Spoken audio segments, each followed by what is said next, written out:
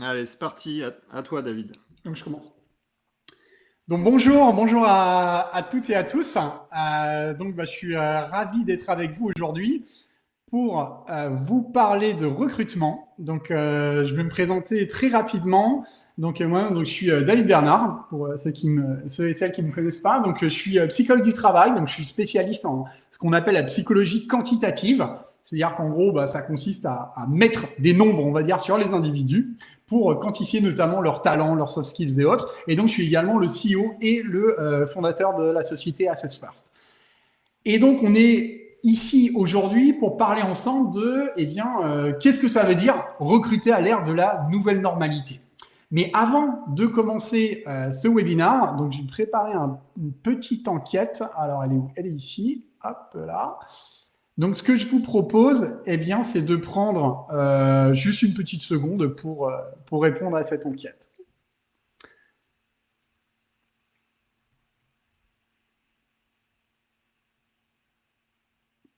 Donc, l'idée, c'est de faire un petit peu le point sur les grands défis auxquels vous avez été confrontés pendant l'année un petit peu agitée, on va dire, qui s'est écoulée.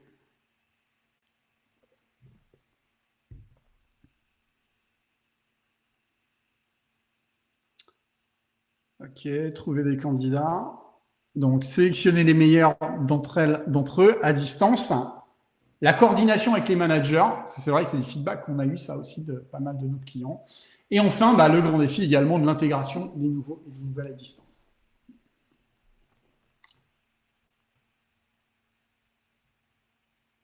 Donc, un peu plus de la moitié des personnes qui ont répondu pour l'instant. On va laisser encore quelques secondes.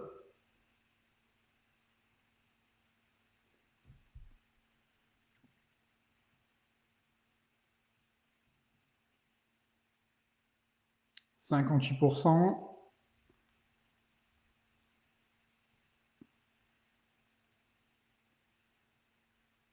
Ok, un bon 60%. Écoutez, je vous propose...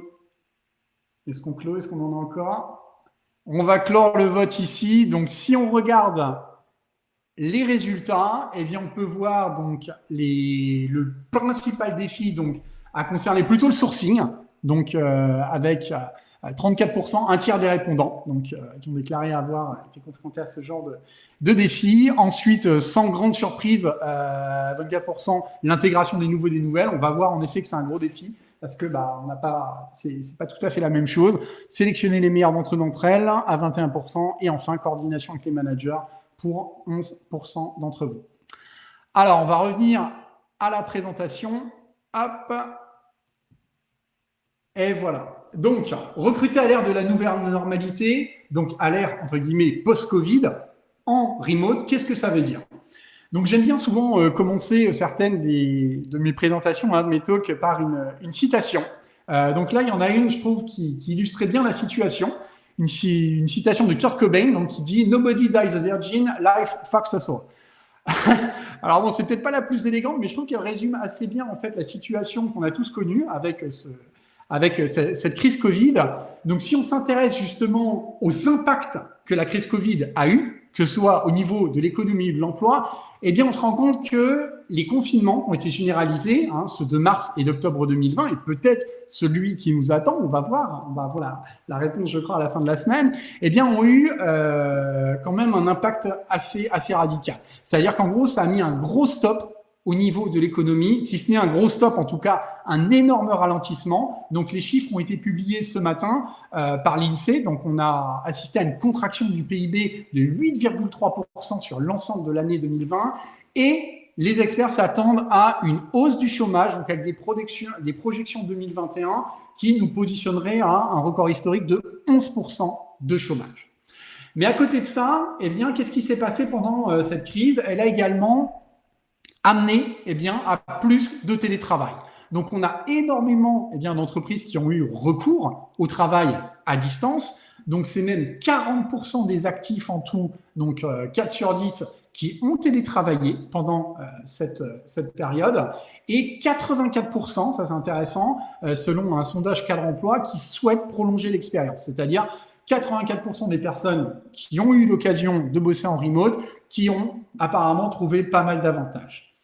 À ceci, il y a également des transformations un petit peu plus profondes qui ont cours actuellement dans la société. En témoignent notamment certaines données, comme le nombre de cadres parisiens qui veulent quitter la capitale, donc aujourd'hui qui s'élève à 80%, donc une grosse majorité de Parisiens qui envisagent, auxquels eh bien, ça a donné de nouvelles perspectives. Et parmi ces 80% de personnes qui souhaitent quitter la capitale, on en a la grande majorité, 94%, quasiment 100%, qui envisagent de le faire d'ici moins de 5 ans. Donc, des Parisiens plutôt déterminés. Donc, tout ceci, ce qui est intéressant, c'est que ça va dresser un petit peu les contours de ce qu'on appelle le fameux monde d'après. Qu'est-ce que ça va vouloir dire travailler dans cette nouvelle société? Et donc là, on se rend compte on est en train de passer doucement d'une société, d'un modèle où on avait la vie pro d'un côté, la vie perso de l'autre. Il fallait faire une espèce d'équilibre, une sorte de trade-off, c'est-à-dire qu'il y avait cette idée qu'on ne peut pas tout avoir, soit on a une vie professionnelle épanouissante, mais qui va nécessiter certains sacrifices, ou soit une vie personnelle très cool, mais dans lequel des cas on sacrifie sa vie professionnelle. Eh bien, on se rend compte qu'on va vers une vision plus intégrative de la vie, c'est-à-dire qu'on se rend compte qu'en effet, on peut essayer peut-être de combiner les deux aspects. Donc, ça a poussé les uns et les autres, quelque part, à augmenter leur degré d'exigence. Donc ça, bien évidemment, ça va avoir un impact sur les profils à recruter, toute cette transformation à laquelle on assiste depuis quelques mois. Tout d'abord, ce qu'il faut bien avoir en tête, c'est qu'aujourd'hui, on ne recrute plus pour faire travailler les gens dans un bureau. Donc ça... on s'en doute, bien évidemment, si on recrute en remote, les personnes travaillent de plus en plus en remote. Donc, le bureau n'est plus cette pièce centrale, n'est plus cet élément central, en fait, dans l'équation travail. Donc, on recrute aujourd'hui pour faire accomplir des tâches, réaliser des missions, se coordonner ensemble, faire avancer des projets. Et on se rend compte qu'on n'a plus besoin d'être dans une unité, ni de lieu, ni de temps, forcément, pour que ceci advienne. Donc, le travail à distance, désormais, c'est une nouvelle contrainte qu'il faut intégrer dans l'équation du recrutement. Une petite aparté également, ceci, ça n'a l'air de rien, mais en fait, je pense que ça renforce également le fait de se centrer sur ce qu'on appelle le culture fit, c'est-à-dire s'assurer de recruter des personnes pour lesquelles votre mission fasse sens. Pourquoi? Donc là, comme je l'écris ici, le manque de sens ne peut plus être compensé par le facteur social. Ça veut dire quoi? Ça veut dire que on avait des personnes, des fois, qui se retrouvaient dans des jobs où il y avait des petits décalages par rapport aux valeurs de l'entreprise, par rapport à la culture de la boîte. Mais il y avait, tout ça, ça pouvait être compensé parfois par justement les relations de qualité qu'on pouvait avoir avec ses collègues, l'impression de retrouver une équipe, sa tribu, quand on allait au travail. Et ça, il faut bien le dire, quand on est en télétravail, ce sont des choses sur lesquelles on ne peut plus forcément compter.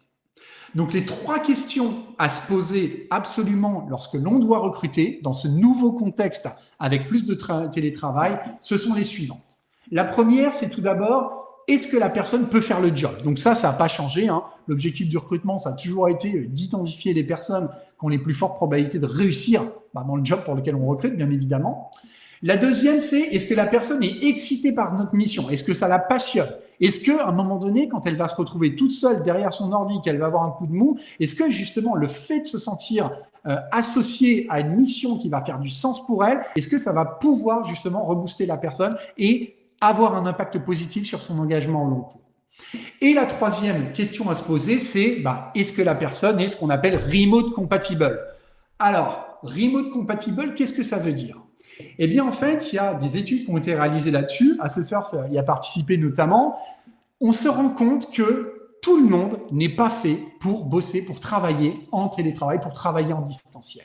Il y a quand même certaines caractéristiques, on va le voir, à la fois d'ordre psychologique, comportemental, qui peuvent avoir un effet soit potentialisateur, c'est-à-dire qui vont faciliter l'adoption du travail en remote, ou au contraire qui peuvent entraver l'épanouissement des personnes lorsqu'elles bossent à distance. Donc on va avoir principalement 2 grandes catégories de facteurs. La première, c'est un facteur, ce qu'on appelle tous les critères contraires à ce qu'on appelle un facteur structure. Le deuxième, c'est plutôt le facteur, ce qu'on appelle relation. Donc, la structure, c'est quoi? C'est est-ce que la personne va être autodéterminée? Est-ce qu'elle a besoin que, justement, le cadre soit fixé par une entité extérieure. Est-ce qu'elle a besoin de beaucoup de repères ou pas? Est-ce qu'il y a une indépendance par rapport à ça? Et le facteur relationnel, on va rentrer dedans un peu plus en détail tout à l'heure, mais en gros, c'est dans quelle mesure est-ce que j'ai une dépendance ou une indépendance par rapport aux autres? Ça n'a rien à voir, on va le voir avec la notion d'être introverti ou extraverti, mais c'est plutôt est-ce que je me nourris de la relation avec les autres? Est-ce que j'en ai besoin? Est-ce que j'ai besoin d'avoir souvent des relations informelles avec les autres ou pas? Donc, si on essaye de modéliser ça, donc on prend la capacité à travailler en remote, on a donc les deux facteurs. Le facteur structure, on va avoir des gens qui sont capables de faire preuve d'autonomie, qui sont ce qu'on appelle self-driven, c'est-à-dire qui vont avoir cette faculté à s'automotiver, et des personnes qui auront besoin d'être plus cadrées. Donc ça, c'est pour le facteur structure. Si on regarde le facteur relation maintenant, eh bien, on va pouvoir opposer sur un continuum, bien sûr, les personnes qui ont une très forte indépendance relationnelle, des personnes qui seront plus dans la dépendance relationnelle. On se rend bien compte qu'on a quatre grandes situations qui peuvent arriver. Si on a une personne qui a une forte indépendance relationnelle, plus une autonomie et un self-drive, donc c'est là qu'on va généralement avoir les plus fortes probabilités bien pour les personnes à la fois d'être heureuses en conditions de remote, mais également de réussir au long cours.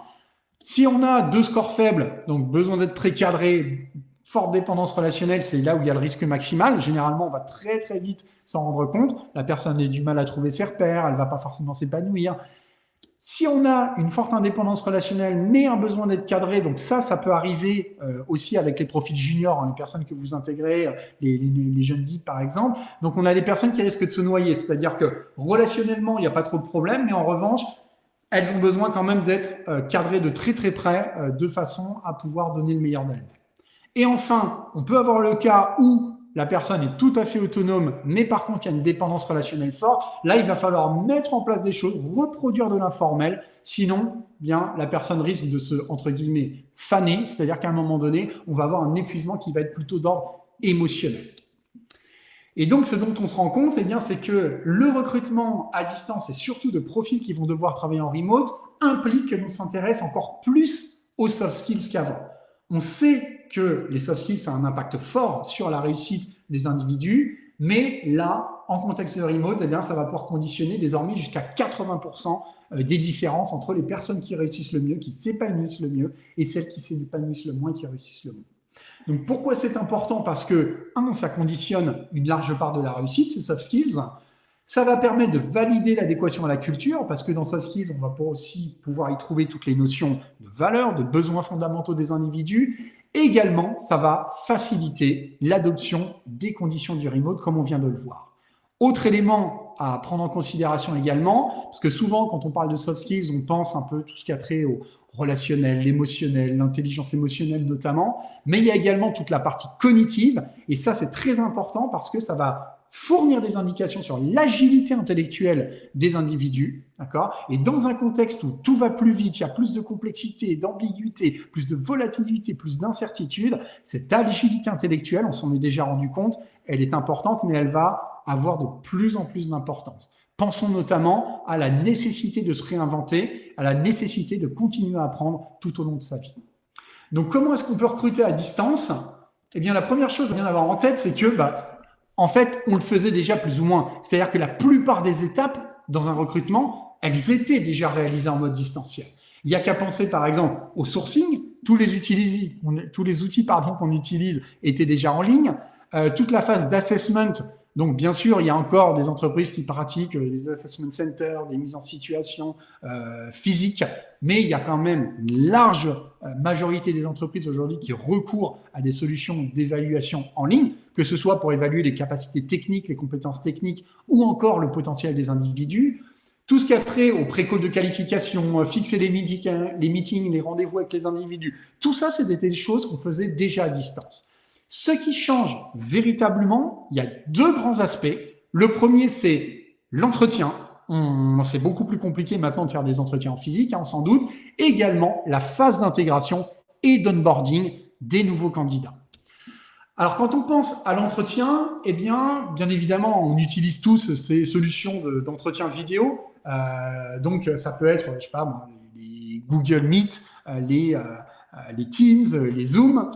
Donc, les bénéfices de l'entretien à distance, quels sont-ils? Parce que c'est vrai que parfois, on entend, ouais, c'est bien l'entretien à distance, mais on ne voit pas la même chose, je ne sens pas le candidat de la même manière, je n'ai pas accès au non-verbal. Alors, ce qui est intéressant de noter, c'est qu'il y a quand même des bénéfices. C'est-à-dire qu'on se rend compte qu'en moyenne, les entretiens réalisés à distance en format vidéo sont 30 à 50% plus rapides. C'est-à-dire qu'on prend moins de temps, il y a besoin de moins de temps pour capter les éléments d'information dont on va avoir besoin pour se forger un diagnostic sur les caractéristiques du candidat. La prédictivité est plutôt comparable. En fait, ce qui est intéressant, c'est que ce n'est pas la modalité de l'entretien qui va avoir un impact sur la qualité des informations auxquelles on va pouvoir avoir accès, mais c'est plus le niveau, et ça on le sait tous, de structuration de cet entretien. C'est-à-dire que plus on va structurer un entretien, plus on va pouvoir recueillir des informations de qualité.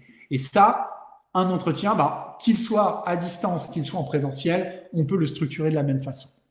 Et enfin, autre avantage non négligeable, ça va offrir également plus de confort pour les candidates et les candidats.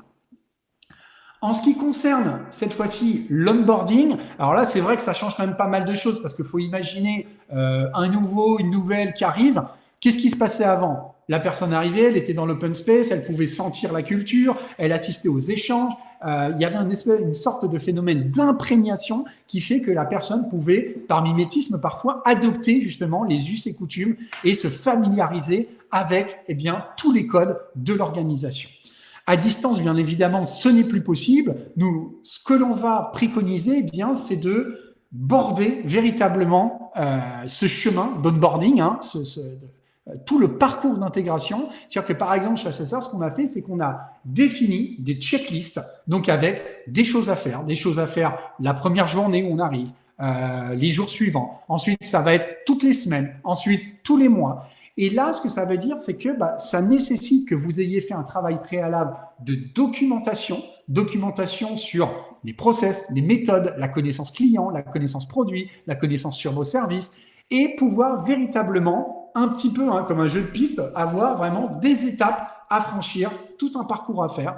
Par exemple, on a inclus, je ne sais pas, chez Assessor, la possibilité de faire une vidéo de présentation de manière à pouvoir se présenter aux uns et aux autres. Le fait de prendre connaissance de certains éléments qui concernent directement le job de la personne. Le fait de prendre, 5 cafés virtuels avec 5 personnes qui ne sont pas du tout de l'équipe, de manière à pouvoir également, là encore, se familiariser avec les différentes équipes, les différentes teams qu'on peut avoir dans l'entreprise, de manière à ce que la personne puisse sentir véritablement aussi l'esprit de l'entreprise. Donc, les bénéfices de l'onboarding à distance, ils vont être pluriels. On va avoir tout d'abord, quelque part, c'est un peu un effet de bord, mais ça oblige à une formalisation du process. On sait qu'il y a encore pas mal d'entreprises dans lesquelles c'est pas forcément formalisé parce qu'on se dit, voilà, la personne arrive, elle se retrouve dans le bain, elle va forcément sentir les choses. Là, on est mis face à une nécessité de formaliser le process d'intégration. Ça va donc pousser à documenter les connaissances, les méthodes de l'entreprise. Donc, quelque part, faire un peu ce qu'on appelle un peu comme un Wikipédia de la boîte, ce qui peut servir de Bible. Et surtout, tout ça va être une base de ressources qui va être utile pour toute l'entreprise. Bien évidemment, pour les nouveaux, pour les nouvelles, c'est-à-dire que la personne ne va pas être juste accompagnée les premières semaines, le premier mois ou les premiers mois, mais toutes ces infos, elles restent à disposition des uns et des autres tout au long de la vie dans l'entreprise. Alors, il y a une façon, parce que des fois, on se dit, ouais, mais est-ce qu'on peut savoir si la personne, je sais pas moi, comment est-ce qu'on peut savoir si elle décroche et comment est-ce qu'on peut savoir si elle est vraiment bien intégrée, si elle a vraiment des relations de qualité avec les uns et les autres. Alors, ce qu'on fait chez Assessor, c'est qu'on utilise un outil de communication qui s'appelle Slack.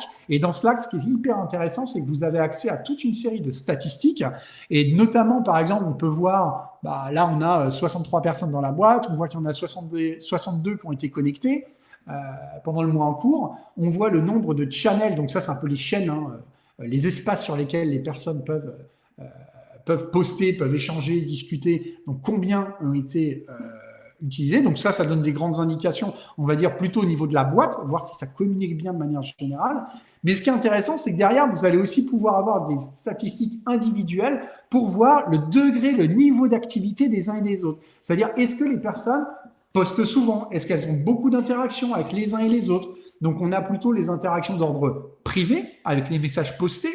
On peut voir les messages qui sont postés dans des channels. Donc là, on est vraiment plus dans des channels qui permettent des channels. Ouais, donc messages post-it, c'est messages privés. Channel, c'est tout ce qui est public. Et les réactions, ça, c'est pour voir comment la personne va participer lorsqu'il y a, par exemple, des annonces, des choses comme ça. Est-ce qu'elles vont liker, est-ce qu'elles vont partager, ou ce genre de choses.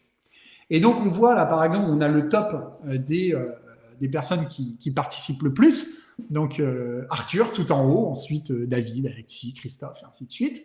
Et on peut également identifier des personnes qui peut-être sont moins actives. Donc ça, c'est pas pour fliquer les gens, bien évidemment, mais si par exemple, je repère, voilà, on a JunkU par exemple, qui a été active 20 jours, 43 messages postés, 2 messages dans les channels, 8 réactions seulement, peut-être que ça peut poser question. Peut-être que juste, elle n'en a pas besoin dans le cadre de son travail, et c'est très bien, mais peut-être que ça veut dire que il faut peut-être que son ou sa manager se rapproche de la personne et voit s'il n'y a pas un sujet d'isolement par rapport à cette personne en particulier. Donc ça, c'est comment vous pouvez optimiser votre onboarding, mais après, on peut se poser la question aussi de comment on peut accélérer la présélection à distance. Donc là encore, il y a des choses qui sont assez classiques, mais par exemple, bien définir le profil recherché en amont. Donc ça, on se dit toujours, c'est hyper important, mais ce qu'il faut savoir, c'est qu'aujourd'hui, l'intelligence artificielle, elle peut vous aider dans cette phase de processus. Prenons l'exemple, par exemple, je ne sais pas, moi, vous recrutez pour un poste de account manager, vous avez déjà des account managers qui sont dans votre boîte. Si jamais vous souhaitez recruter sur les soft skills, vous pouvez demander à vos account managers de compléter leur profil de soft skills. Ensuite, vous récupérez de l'autre côté des informations qui concernent à la fois leur performance et la qualité de l'attitude des individus en poste. Une fois que vous avez fait votre caractérisation, il ne vous reste plus qu'à cliquer sur valider et là, automatiquement, on va pouvoir extraire quels sont les critères sur lesquels vous devriez vous concentrer pour recruter des personnes qui, à la fois, vont réussir dans le job pour lequel vous recrutez, mais également des personnes qui seront en mesure de s'épanouir sur le long terme. Et donc, on va pouvoir identifier les facteurs plutôt liés à la personnalité. On va vous lister également les motivations qui caractérisent les personnes à la fois satisfaites, engagées et performantes dans le job. Et également, on va aller vers la définition d'un niveau d'aptitude qui est requis pour réussir. Donc, parfois, ça sera élevé, parfois, ça sera moyen. Ça dépend bien évidemment en fonction des jobs. Sachant que vous avez toujours la main, bien sûr, si vous souhaitez ajuster l'une ou l'autre de ces caractéristiques. Pour accélérer également le recrutement, la présélection, on s'est rendu compte qu'avoir une vraie présence digitale, vraiment, c'était important. Pourquoi ? Parce que ça va conditionner votre attractivité. Typiquement, par exemple, faire intervenir des collaboratrices sur les réseaux pour qu'ils parlent de leur job. Donc là, on a Étienne, par exemple, qui parle de son reskilling, de sa reconversion, de ses évolutions de carrière chez Assesseur. Donc ça, c'est des vidéos généralement qui marchent très bien.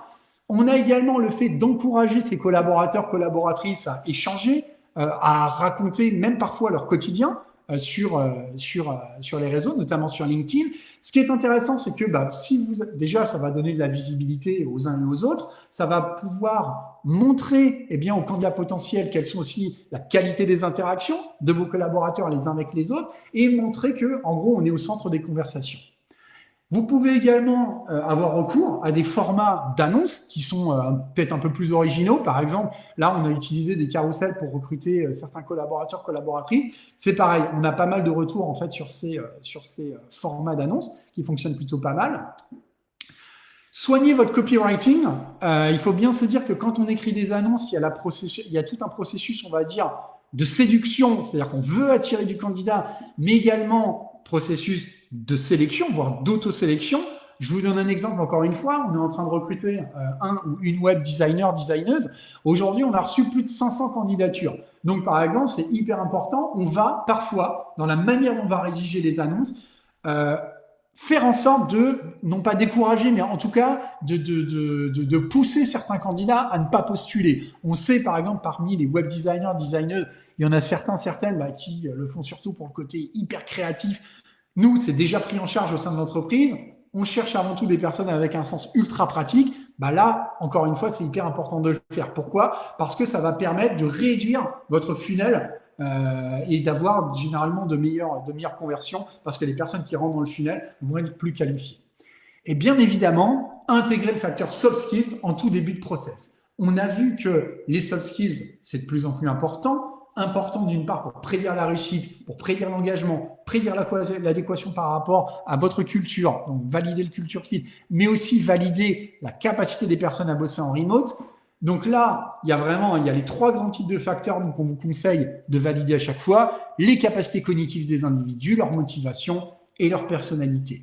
Tout ça, ça va permettre d'identifier ce qu'on appelle les talents naturels des individus, que vous pourrez ensuite comparer avec un algorithme personnalisé par rapport au modèle qu'on a vu juste avant, c'est-à-dire que lorsque vous avez créé votre modèle de manière automatisée, tout ça, ça va vous fournir des prédictions. Donc, c'est des recommandations, comme on en a sur Netflix, sur Spotify. Là, vous avez des recommandations en termes de candidates et de candidats qui sont les plus susceptibles de réussir et d'avoir un bon fit par rapport à votre culture. Et tout ça, au final, ça va vous permettre de prendre vos décisions. Et là, on insiste bien là-dessus. C'est pas la machine entre guillemets, qui va prendre la décision à votre place. Nous, ce qu'on fait, c'est qu'on vous fournit des prédictions, mais après, la décision, elle est de votre ressort. Et donc, ça va vous permettre, ensuite, de pouvoir avoir des indicateurs concrets, factuels, objectifs, mesurables pour chacune des candidates avec un taux d'adéquation global. Donc, si je rentre dans le profil d'Emmanuel, par exemple, je peux voir qu'elle a 72% par rapport au job. Vous avez la probabilité de réussite, la probabilité d'engagement en poste. Vous pouvez même valider l'affinité interpersonnelle avec le ou la future manager, par exemple, avec tout un ensemble de détails sur les points forts, les points de vigilance pour le poste, sur la personnalité, les aptitudes ou encore les motivations. Et là où, justement, ça vous permet de gagner encore plus de temps, c'est que si jamais vous faites en sorte de faire travailler les gens en remote, on a créé des modèles, donc un modèle remote structure, remote relation et remote potentiel. Remote potentiel, c'est vraiment, on va dire, quelque part, c'est un peu le résumé au niveau global. Est-ce que la personne va être efficace? Est-ce qu'elle va y trouver son compte dans une organisation remote? Et on retrouve bien l'adéquation par rapport aux 2 grands facteurs qui ont un impact sur cette satisfaction que sont structure et relation. Donc, par exemple, si on prend, je sais pas moi, vous avez Valentine qui a 29 en relation. Qu'est-ce que ça veut dire? Ça veut dire que peut-être qu'elle a besoin de se sentir connectée aux autres, de communiquer régulièrement. Peut-être que pour elle, l'informel, c'est important. Si on n'a pas assez, peut-être qu'elle va souffrir de ça. Donc, du coup, quand on repère ça, ça va permettre de fournir des préconisations au manager, lui dire, peut-être s'assurer que les canaux de communication de la boîte laissent de la place à l'informel. S'assurer qu'on ne parle pas que de boulot avec la personne quand on l'a en Zoom ou quand on fait des réunions. Prendre le temps, je ne sais pas moi, de faire des catch-up calls, de créer des pauses café virtuelles, ce genre de choses. Si je regarde le profil de Déborah, qui a 38 cette fois-ci en structure, là, c'est différent. Ça veut dire quoi un score faible? Peut-être qu'il va y avoir un manque de repères chez cette personne par rapport aux conditions de travail en remote. Est-ce que la personne peut se poser la question, est-ce que je fais bien le travail qui est attendu? Que pensera un tel ou un tel si je prends telle décision? Est-ce que je ne vais pas donner l'impression d'un manque d'autonomie si je pose trop de questions? Donc là encore, quand il y a un score faible en niveau structure, il y a des choses que vous pouvez faire et qui se situent globalement à 3 niveaux. Déjà au niveau de l'entreprise, vous assurez de communiquer de manière claire sur le mode de travail attendu. Qu'est-ce qui est toléré? Qu'est-ce qui n'est pas toléré? Comment les valeurs se concrétisent dans un contexte de télétravail? En gros, si on veut le résumer, c'est donner des repères au niveau global. Au niveau de l'équipe, c'est utiliser un outil de gestion des tâches. Donc, ça peut être Trello, Jira, Monday, peu importe. L'idée, en gros, c'est de permettre à la personne de pouvoir se coordonner avec les autres et surtout lui offrir la possibilité d'avoir un vrai suivi au niveau de son activité. Et au niveau individuel, bien évidemment, c'est s'assurer que les objectifs soient correctement définis, que chacun sache ce qu'il a à faire et expliciter comment les décisions doivent être prises, par exemple. Et donc, comme ça, vous allez pouvoir valider ceci pour chacune des candidats. Ce qui est intéressant, c'est qu'on peut aussi l'appliquer sur les collaboratrices qui sont en poste pour prévenir notamment les risques psychosociaux, l'épuisement émotionnel ou ce genre de choses. Donc, mon conseil aussi, pour finir, ça serait peut-être de bien cerner le contexte de vie du candidat. Parce qu'il y a quand même si par exemple une personne a un score faible sur le facteur relation, après tout dépend du contexte. Si la personne a, en dehors du travail, je sais pas moi, elle vit en coloc, elle vit en couple, elle a un cercle d'amis, par exemple, assez proche, on a des éléments, comment dire, des facteurs qui peuvent compenser quand même bien le fait que la personne ne trouve pas forcément cet aspect relationnel dans son travail. Mais bon, ça ne doit pas vous exonérer de prêter une attention toute particulière à ça et de mettre en place, bien sûr, les mesures nécessaires. Et enfin, donc pour terminer, la seule chose que vous ne pouvez pas déléguer à l'IA, on pense, nous, que c'est en gros tout ce qui a trait à la gestion de la relation. C'est-à-dire depuis le premier contact jusqu'à l'intégration. Faire en sorte de créer une connexion émotionnelle, relationnelle, créer de l'engagement avec les uns, avec les autres. Il faut bien se dire, vous êtes le seul, vous êtes la seule à pouvoir créer des expériences extraordinaires avec vos candidats. Et ça, c'est pas l'IA qui va le faire, c'est pas une machine qui va le faire. Donc, profitez justement de tout ce temps que va vous permettre de regagner, vont vous permettre de regagner ce système de traitement automatisé des candidatures et pour pouvoir vous recentrer au final sur ce qui compte le plus, c'est-à-dire créer des relations de qualité avec les uns et les autres, tout simplement. Donc voilà ce que je voulais partager avec vous. Donc je crois qu'il nous reste encore quelques minutes pour échanger. Donc si vous avez des questions, eh bien ce sera avec plaisir que je pourrai y répondre.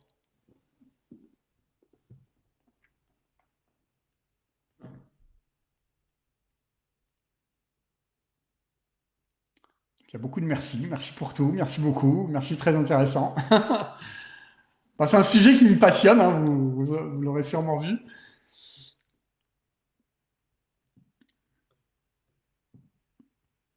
Très intéressant. Je débute dans les RH. Franchement, votre discours, waouh. Ok, bon. Ouais, en tout cas, je pense qu'il faut bien avoir conscience, en effet, de la transformation. Ça change. Cette crise Covid, en fait, elle a changé beaucoup de choses. Elle a changé des choses dans notre manière de travailler, mais je pense aussi qu'elle a changé des choses de manière plus profonde dans la mentalité des uns et des autres, dans les attentes qu'on peut avoir. On parlait quand on discute avec pas mal de gens, on se rend compte que même ces confinements, ça a provoqué notamment une espèce de prise de conscience, une espèce d'électrochoc des personnes qui se disent mais pourquoi je suis dans ce job peut-être que ce job ne me convient plus, peut-être que j'aspire à autre chose. On n'a jamais eu autant de personnes qui voulaient changer de carrière, par exemple, suite à ces différents confinements. Changement de carrière, changement de lieu de vie, de conditions de vie, par exemple. Donc c'est vrai que c'est assez fou, quoi. Et donc ça, c'est des choses, notamment maintenant, il faut les intégrer, quoi. Alors Jean, merci beaucoup. Par contre, ce n'est pas possible dans tous les secteurs d'activité. Ouais, bien évidemment, il y a des secteurs dans lesquels c'est peut-être un petit peu compliqué. Hein. Si vous travaillez, je sais pas, vous avez des équipes de prod qui doivent être dans une même unité de lieu, de temps pour faire le travail, c'est sûr, ça rend les choses un peu complexes. Par contre, il y a un truc, c'est que des fois on se dit, ouais, nous on est une grosse boîte, on peut pas le faire. Mais en fait, il faut bien se dire que ça, par contre, c'est pas vrai. C'est-à-dire qu'il y a énormément, non, il n'y a pas énormément, mais il y a certaines entreprises qui l'ont fait, notamment une entreprise qui s'appelle Basecamp, par exemple, qui compte plus de 2000 collaborateurs aujourd'hui, avec tout le monde qui est en remote et une boîte qui cartonne. Et je pense, moi, je suis convaincu d'une chose, c'est que le plus compliqué, c'est prendre la décision, changer le mindset, passer d'une culture notamment managériale ou de gestion d'entreprise qui est plutôt orientée command and control à une culture orientée sur la confiance quelque part inconditionnelle et pas avoir peur de ça. Moi, je dis toujours, en fait, les collaborateurs, ils vont vous donner raison. C'est-à-dire que si vous leur faites confiance, ils vont faire en sorte d'être à la hauteur. Et si vous ne leur faites pas confiance, si vous vous dites, est-ce qu'il n'est pas en train, de terminer la dernière saison de je sais pas quoi en s'empiffrant de pizza, forcément, si vous avez cet état d'esprit, cette suspicion, ça va transparaître dans tout et généralement les gens s'y prêtent aussi, quoi. Donc faut quand même faire attention à ça. Mais par contre, à partir du moment où on a pris la décision d'y passer, certes, il y a un effort de formalisation, certes, il faut documenter plein de choses dans la boîte, mais franchement, en quelques mois, ça peut être fait, quoi. Alors, le travail à distance a-t-il eu un impact positif ou négatif sur la performance d'équipe? Franchement, clairement, mais hyper positif. C'est pas. Alors, au départ, les gens travaillaient vachement plus, mais même tout le temps. Ils avaient même des difficultés parfois à se déconnecter. Donc ça, c'est aussi quelque chose auquel il faut être particulièrement attentif. Bien définir les attentes. Pour ça que nous, on insiste vachement beaucoup sur la notion de travailler par objectif pour permettre à chacune, à chacun de savoir, un, qu'est-ce que j'ai à faire, et deux, quand est-ce que je peux considérer que c'est terminé, en fait, que ma journée est finie et que c'est fait, parce que sinon, vous courez le risque, en effet, d'avoir des gens qui vont jamais s'arrêter, quoi.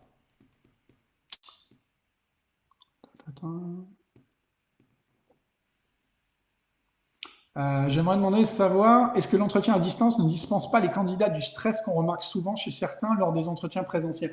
Franchement, ça dépend. Enfin, moi, j'ai fait pas mal d'entretiens là parce qu'on a continué à recruter en remote. On a dû recruter une dizaine de personnes depuis mars. Ça dépend. Il y en a, ouais, globalement, ça joue quand même. On a des gens qui sont globalement moins stressés parce que bah, ils sont dans leur environnement, ils peuvent se préparer, ils ont. Ouais, mais après, bon, après, tout dépend. Ça dépend vraiment de chacun, quoi. Mais globalement, c'est vrai que ça joue un petit peu, quoi. Personnalité. Ok. Recrutement en ligne est-il adapté aux petites et moyennes entreprises? Ouais, bah complètement. En fait, c'est pas une question de. Alors après, je sais pas sur quoi porte la question exactement. C'est est-ce que c'est les modalités, est-ce que c'est par rapport aux candidats qu'on a, est-ce que c'est par rapport à des questions de budget. En fait, il y a des solutions qui sont adaptées pour tout type de client, hein. Enfin, je vous parle de ce que je connais. Par exemple, chez Assessmer, nous, on a des offres aussi bien pour équiper des boîtes de 20 000 personnes avec, je sais pas, 400, 300 recruteurs ou je sais pas combien que travailler avec la PME du coin ou un consultant indépendant. Et après, est-ce que on peut avoir autant d'attractivité, autant de ceci, autant de cela? Pour moi, ça change rien en fait. Le fait que ce soit une petite ou une grosse boîte. Hop.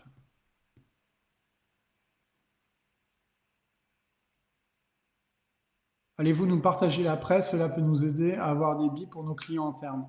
Ouais, carrément. Bah, j'imagine qu'il y aura un replay et ouais, je ferai en sorte que cette présentation vous soit partagée. Pas de problème là-dessus. Le retour en entreprise sera compliqué selon vous? Ça dépend. En fait, le truc, pour moi, il faut bien se poser la question, se dire, est-ce qu'il y a déjà est-ce qu'il y a nécessité à faire revenir les gens d'entreprise?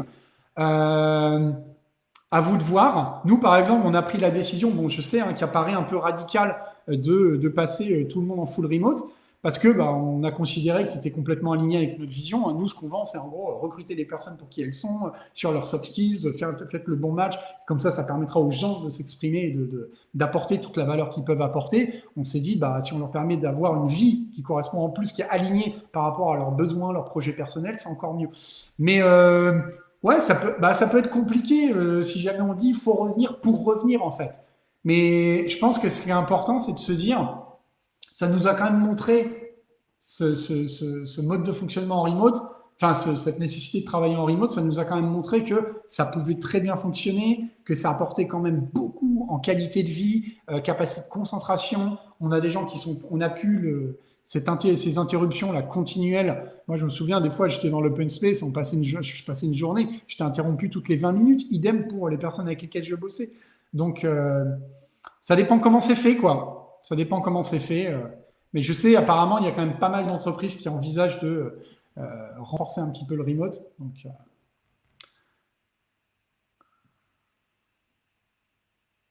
comment accompagner une entreprise dans la dématérialisation des entretiens? Je travaille à Pôle emploi auprès des entreprises. Bah, je pense que pour cette question ultra spécifique, Manon, je vous conseille de vous rapprocher de la personne chez nous qui est Talent Acquisition, qui s'appelle Aurélie Lamy, Lamy. Donc là, je prends la question, je la renvoie.